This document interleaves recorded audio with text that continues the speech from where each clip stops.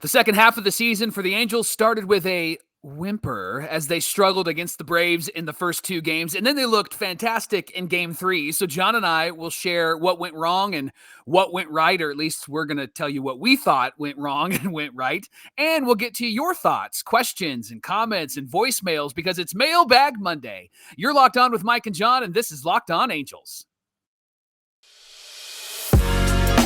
You are Locked On Angels, your daily Los Angeles Angels podcast. Part of the Locked On Podcast Network, your team every day.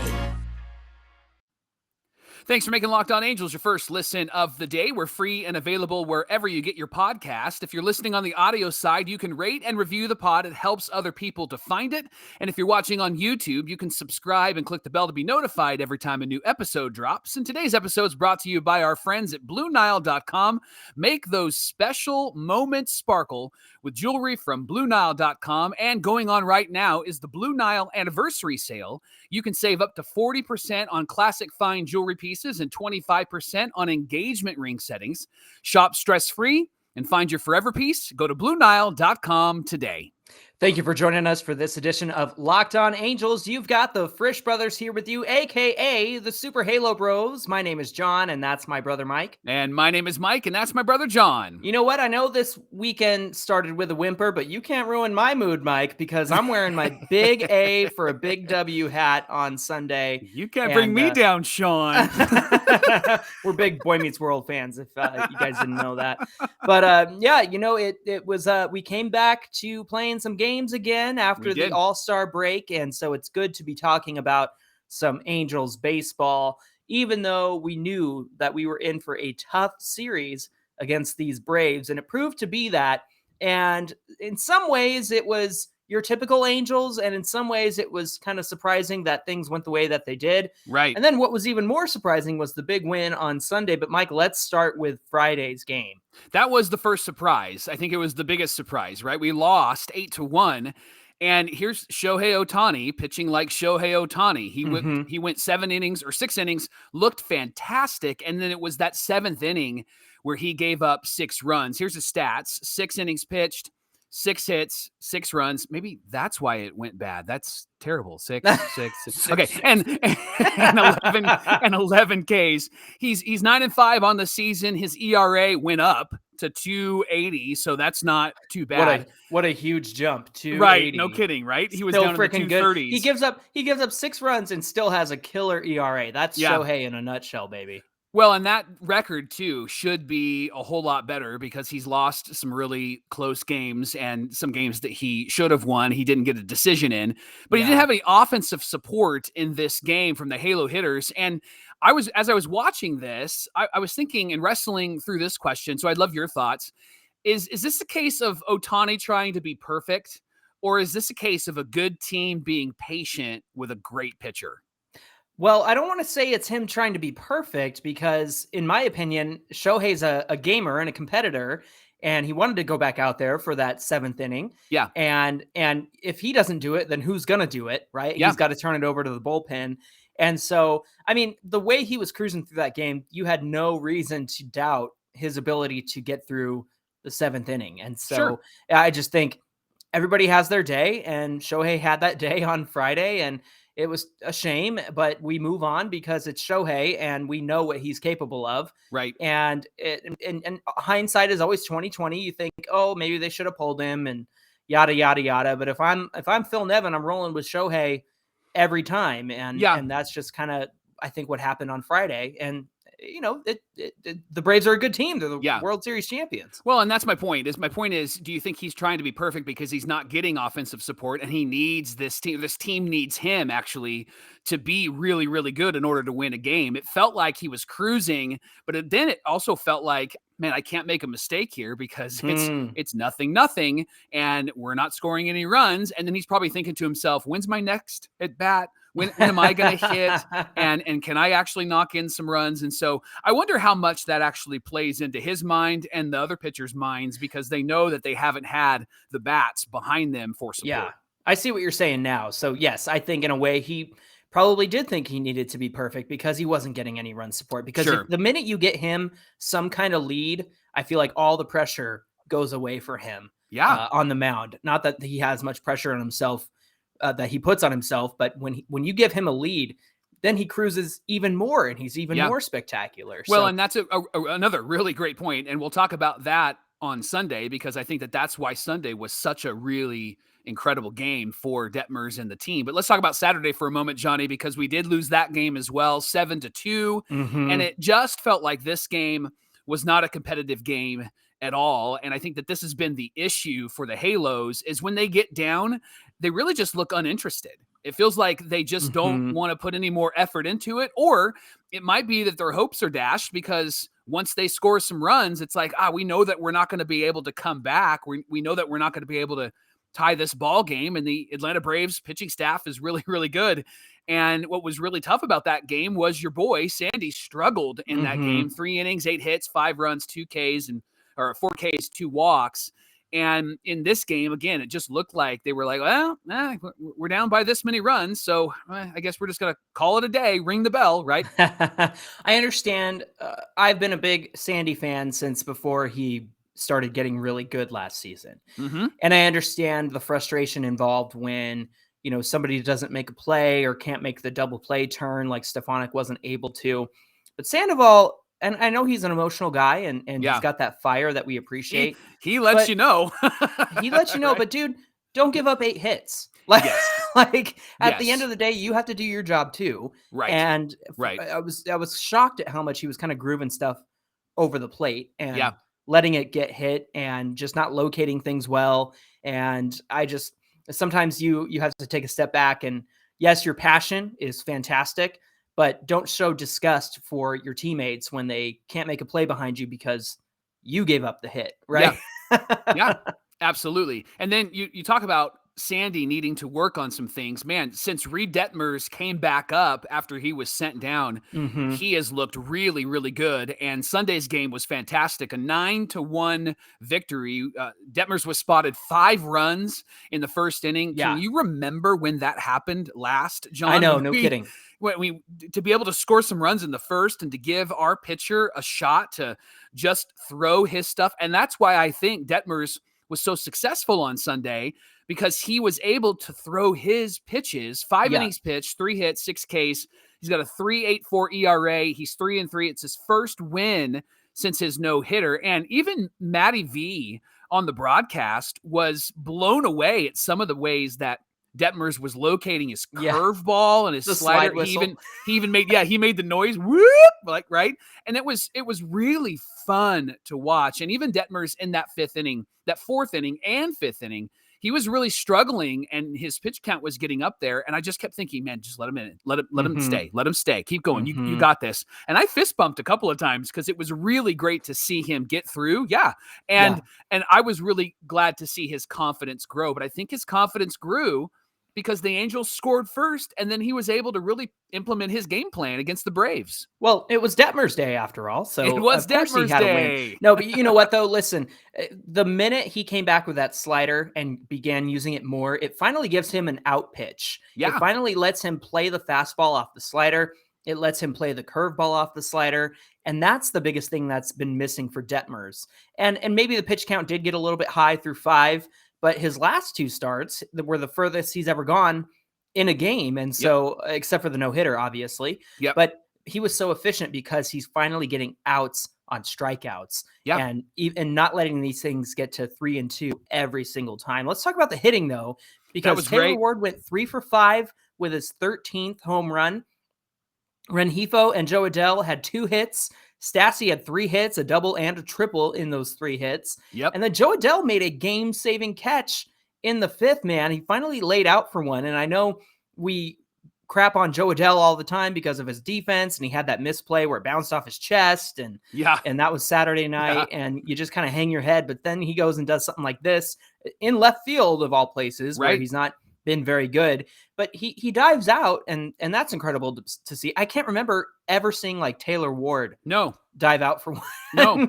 That's why I love having Joe Adell out there, because I will take his mistakes, because now more often than not, you're seeing him actually make some great catches, and his arm is getting a bit more accurate. Plus, I don't know if you saw the stats on the TV side, but he's actually a whole lot more patient this year than he was last year at the plate. His swing percentage is down. And I think that we're seeing a guy who's growing in his confidence. And so, I mean, gosh, we're 14 games under 500. Let's give him a shot to really improve at the major league level, because he's proven he can do it in the minor leagues. Well, and this goes back to that article from Jeff Fletcher last week about the hitters and their approach at the plate. These guys, one thing I noticed all through the weekend, even in the clunker games, these guys are being much more aggressive and getting the pitches and hitting the pitches in the strike zone that they should be hitting. I mean, look at Jared Walsh's weekend where he had back-to-back doubles. And then you have a game like Sunday where these guys come out swinging in the first. Max Stassi finding it again. And Ian Anderson's a good pitcher. Like he's not not bad at all. And he had a real bad game against us. And that's the other thing is we had good games against good pitchers at the beginning of the season. Even though we were like, ooh, this matchup's going to be tough, we still came through and we still did a good job. So that conversation about being more aggressive at the plate, you know what? I'll take the strikeouts if they're swing and miss strikeouts at something in the zone. Because these guys had been watching way too many pitches right down the middle or on the corner and letting themselves get out that way. So at the end of the day, you see the results of a more aggressive approach at the plate, and it's helped Ward. It's helped Walsh. Rengifo obviously has been consistent for the entire month. He's been a bright spot. And then, Joe Adell with 2 hits. And Stassi is key. We got to have Stassi hitting. If he's not hitting, then we have a real big problem in our hands. So this is the one time a week where the Halos put it all together for a win. And I have to say, Mike, the fact that it wasn't a Shohei start on the mound. Now, they probably should have gotten him some run support and helped him win that game. But we won on a day that wasn't a Shohei start for a change, because that's all the Angels have been able to do is win on days where Shohei pitches. But they won on Detmer's day, and I got to say that feels pretty darn good. Well, coming up on Locked On Angels, we're going to get to your questions about the Halos. You sent in all sorts of questions, voicemails, and we're excited to talk those through. But first, Locked On Angels is brought to you by BlueNile.com. You can celebrate all of life's special moments, from creating the custom engagement ring of your dreams to gifting a classic and timeless jewelry piece, all at prices you won't find at a traditional jeweler. Blue Nile will help you to create the custom engagement ring or help you to create all sorts of classic pieces. And they do this at prices that are fantastic. Blue Nile has experts on hand 24/7, available via phone or chat to help you create that memorable gift at every budget. And they have tools that will help you choose the diamond shape and size and clarity, as well as the setting style. And if it's not perfect, no problem, 100% satisfaction guarantee. And right now, Blue Nile has their anniversary sale, so this is a benefit to you. You can save up to 40% on classic fine jewelry pieces and 25% on engagement ring settings. Every order is insured, it ships free, and it arrives in a discreet package that won't give away what's inside, so you can shop stress-free and find your forever piece at BlueNile.com today. Hey, we want to thank you for making Locked On Angels your first listen of the day, and we want to thank you for getting in our mailbag. It's our favorite day of the week where we get to answer your questions, whether that's through comment or DM or voicemail. We had a lot of messages today for today's episode, and so I want to start by going through these. First of all, I want to give a shout out to our number one fan, Carlin Bath. Yes. The Angels on the field reporter. She filled in for Erica Weston this weekend, and she said, my only question, how awesome was that game? This is referring to awesome. Sunday's game. So, Carlin, thank you for the question, and thank you for being our number one fan. Yeah, that was a great game. Again, I think the approach at the plate is what changed for the Halos and what made them much more competitive. But let's go to the first question. Fast Times Under the Halo on Instagram said, Mike, what 2 key free agents would you guys bring in this off season? Okay. Did you know that Mike Clevenger is a free agent? Yes, I did. My buddy Mike. Yes, your buddy Mike. You're the guy you hung out with at the Wounded Burl or whatever it is. Blind donkey. Come on now. So I think that going after a pitcher would be a great idea. And I think somebody like Clevenger would be a reasonably priced pitcher for us to go and get. And then I would go and get a shortstop.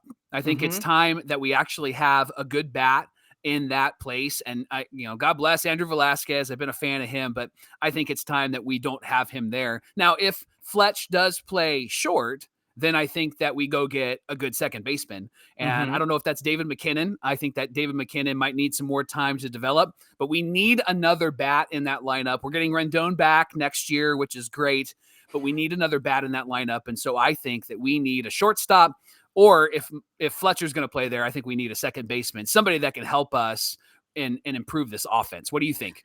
I can think of a couple of shortstops. One of them we just saw, Dansby Swanson, is a free agent this offseason. I love Dansby. He would look real good in Angel Red. Yep. And of course, Mike, if you want to show the Halo fans that you're competitive next season, you're going to go out and you're going to get Trey Turner, because Trey Turner is a free agent.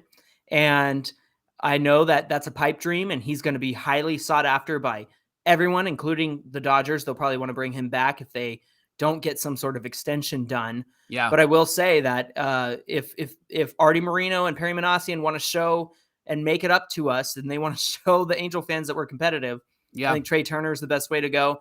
You have Sean Manaea, who's a free agent. I would love to see him on this team. Chris Bassett, of course. He's a little older, but he would be great.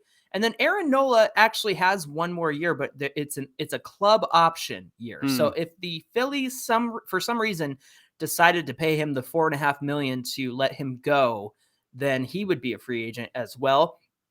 I mistakenly said that Aaron Nola would be like a second or third tier option. Dude, that guy is on fire. That's a first tier option. I take back what I said previously. Aaron Nola would change this rotation tremendously. So that is another guy I would consider bringing in as well. And again, you're right. The hole at shortstop needs to be addressed. We can't roll with the revolving door of shortstops that we've had. Right. And then Brandon Drury, who is on the Reds currently, somebody we've talked about as a trade candidate before. Should have traded for him. Before the Angels tanked. We could have used him at third. He's somebody that will be a free agent, and he can play all over the infield. So he would be a great option next season. Let's go to another question. Cameron Reeves on Instagram said, do you think there's any way we can get off Rendon's deal to open up some salary? I think you have to go back to 2019, where they needed to dump the guy we got for second base. I'm trying to think of his name now. He was really great with the Reds, and then we signed him, and then he hardly played at all. Why can't I think of his name? I can't either, but it'll come to us. But we had to give up our first round pick, Will Wilson, to the Giants so that we could get rid of his salary. And it's a shame, because you never want to give up your first round pick. And that's exactly what happened. And so I got to look this up, because I'm looking at right now. Bother me. But that's the only way I see us getting out of a Rendon trade and salary dump, is that we attach a first or second round pick to his transaction with another team. So that's going to be a problem there. You ready? Yes. Zach Cozart. Yes, Zach Cozart. Good grief. Zach Cozart. We had to give we traded Zach Cozart and his salary along with Will Wilson to the Giants, just to say bye, just to get rid of him and not have to pay that. Right. And I honestly think, Cameron, that the same thing would happen with Rendon. I think we would have to attach a draft pick. Yeah. And I'm not sure that's something any Angel fan wants us to do. And I'm not sure that's something that Perry Minasian would want to do. And to be honest, I know that we said this last year because of the hip thing, and now it's the wrist thing, and next year it'll be the nose thing or the shoulder thing with Rendon. But you shut your mouth. I just wish that he would be healthy, because we know that he's a productive hitter. In fact, if you look at his stats if you look at this team when he's on the team this season, we were much better. And so even though he hasn't quite been the Rendon that we know and love, he's still been a productive part of the lineup at times. Yeah. A couple thoughts real quick. Go for it. I agree with you. Remember that Upton is actually off the books next year. So there's about 20 to 25 million that's available there. And we are going to have a segment later this week about Rendon and the impact he's had on this team. So stay tuned for that. Yes, please. Nando88026 says, how will Duffy fit in once Fletcher comes back? I got to say, I think Velasquez gets sent down. That's my thought. Because you want guys who make contact. I think once Fletcher is back and Duffy comes back as well, because Duffy is still on the IL, I think that you keep those contact bats in the lineup. Velasquez is great at defense, but man, the guy sure strikes out a ton, and we can't keep rolling with that. And also, I think that between Fletcher and Rengifo, and now Phil Gosselin, who I was glad to see back, is it just me, or do I feel more comfortable with Gosselin at third rather than VR? 100%, because he has great defense, and he has that like sneaky bat. He's sneaky good, right? And I think he's just a skosh better than Matt Duffy. And so Duffy might just be able to bounce around a little bit. Duffy as a full-time player really doesn't seem to be a really effective player for the Angels right now. That spins into King Panda 1 on Twitter. He asked, do you think Gosselin can help this team out? They finally got rid of VR, who was a dumpster fire in his 16 games. And should Perry try to grab more guys? Well, I think VR was a grab more guys kind of move. And so was Gosselin. But you have somebody in Gosselin that you're familiar with. I know they tried to go that route with with Juan Lagares because they were familiar with him last season, but he was just terrible this season.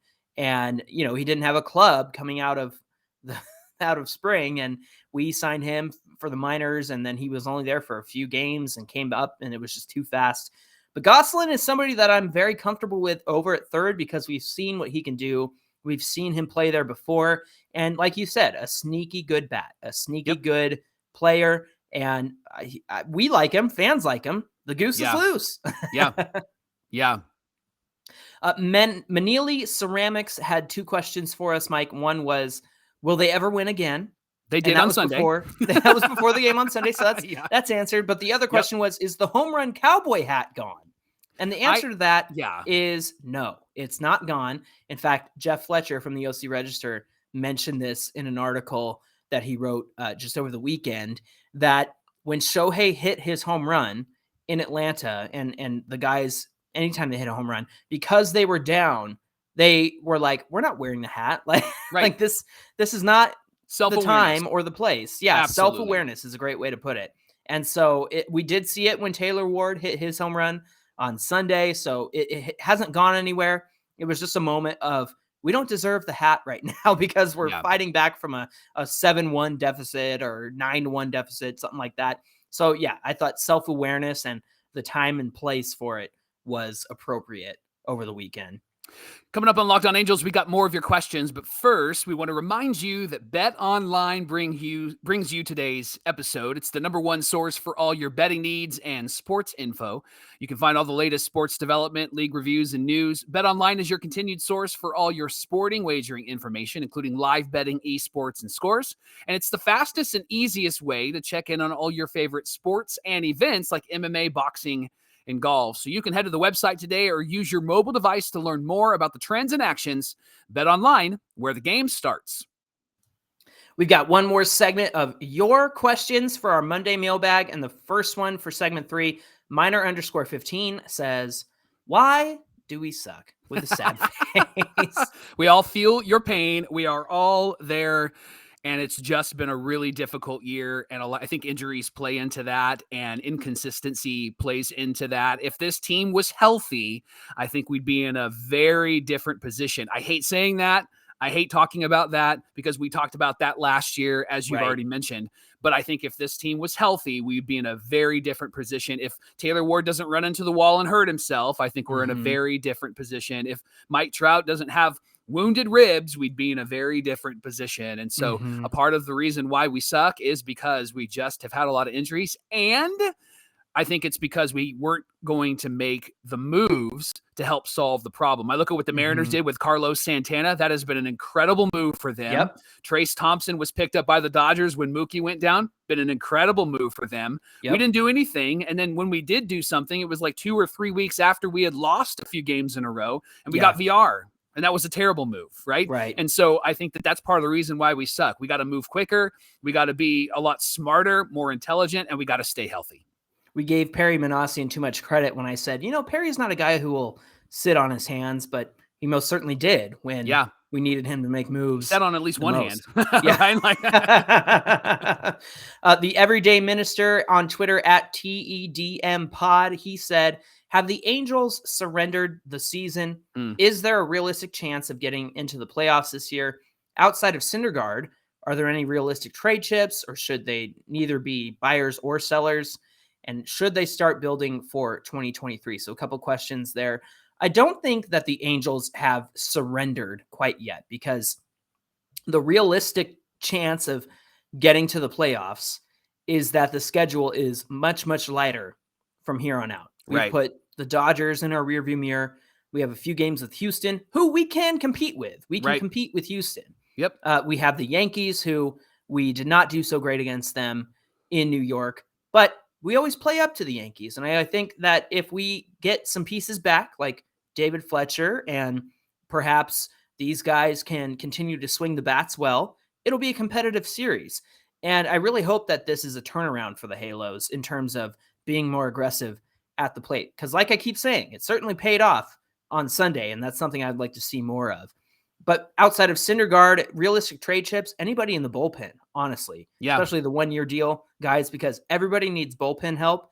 And so if the Angels decide to make a move there, you could probably say goodbye to a Ryan Tepera or even like an Aaron Loop in that situation. I know he's got an extra year on his contract, but at the same time, Perry Manassian went out to fix the bullpen, and some of these guys haven't performed the way that they should have or were pegged to, and that's why we're kind of where we are now. But I think any of those guys in the bullpen can be available. I think you hold on to a Warren, a Wance, an Ortega,